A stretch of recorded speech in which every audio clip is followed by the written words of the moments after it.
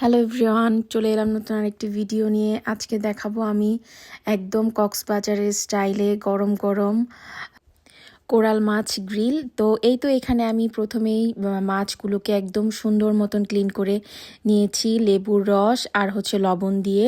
আমি প্রায় 20 মিনিটের মতন মাছগুলো ভিজিয়ে রেখেছিলাম। তারপরে সুন্দর মতন ক্লিন করে এখানে আমি সব ধরনের গুঁড়ো মশলাগুলো দিয়ে দিয়েছি।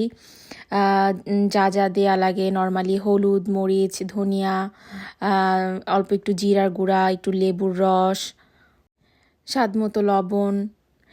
তো আমি এখন আরেকটা ছোট মাছ এখানে বাচ্চাদের জন্য ভেজেছিলাম, একদম ঝাল কম করে। তো এখানে মাছটা ভাজা হয়ে গিয়েছে। তো এখন একে একে আমি বড় যে মাছগুলো সেগুলো ভেজে নিব। এগুলোতে একটু ঝাল বেশি দিয়েছিলাম, কারণ আমরা একটু ঝাল ঝাল খেতে পছন্দ করি তাই।